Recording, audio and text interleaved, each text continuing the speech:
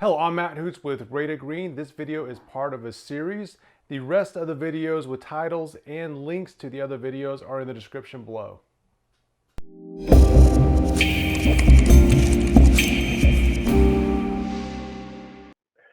So after those three projects, we were getting, during that, we were, of course, learning more about thermodynamics and all the other science, other building science principles. So this idea of thermodynamics is, high pressure, low pressure, and it's always going to go from high to low. The analogy I thought of back when I was learning this was, hey, because we spend a lot of time as architects, we spend a lot of time in in meetings, and sometimes those meetings get tense. And what do? You run out of the room. I want to take a break. You go to a low pressure situation, go by the, just walk around the office and cool off a little bit. High pressure to low pressure. It's always the way it does, unless something else exists at that moment. It's always going to be high to low, hot to cold. So this principle right here is huge. It guides a lot of why we started drifting toward putting exterior insulation to the outside, because we can now protect, not only keep the occupants warm, but it can protect the materials of the home. The structure of the home is now protected by layers of insulation that are, and all of we are drifting towards putting all of our control layers to the outside. And I'll define those here in a little bit, but this idea of of hot to cold is what drives a lot of our decisions here. Hygrothermics is a term dealing with drying potential. Okay, and so this is when you have a high pressure, with the low pressure, the water is going to find its way to the lower pressure. It's sort of like when you have condensation. If you think of Allison taught me this analogy. If you have at a hotel where they have the little porte-cochere, you park your car under the porte-cochere roof overnight.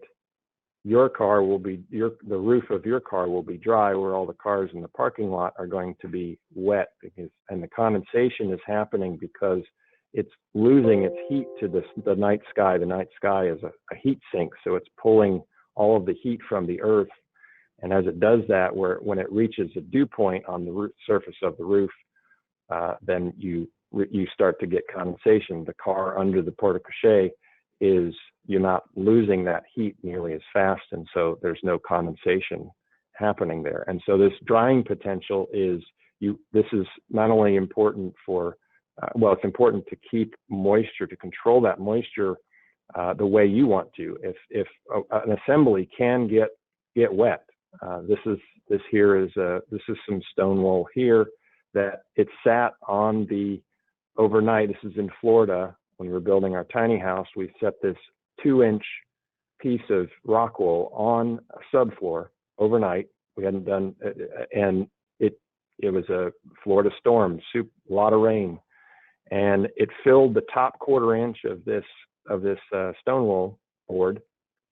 And we lifted it upright, set it up here on this ledge here, and within 20 minutes, the whole thing, all of that water, which we calculated to be a couple of gallons, completely emptied from that piece of insulation. And it's not just, and most of the time your assemblies aren't going to get this wet, okay, unless there's a real problem. And so the moisture that gets into these assemblies is going to be maybe some through some of the gaps in the cladding, but mostly from humidity, airborne moisture. And so when the moisture gets in there, it has to be able to dry and get out of the assembly quickly. And so this idea of hygrothermics is what's behind this. Is you have to understand that to be able to know how your materials are going to work, and how they're going to be able to dry out and perform. Because any insulation, everybody knows, most people are aware that any insulation that gets saturated is not going to perform the way it's supposed to. So this is, again, water is something we want to keep out of our buildings, and it is, as some people may have heard, there are the 3 leading causes of building damage are water, water, and water. So this is number 1, and then airtightness is number 2. Thanks for watching this video. For your convenience, we've loaded up the next video as part of this series.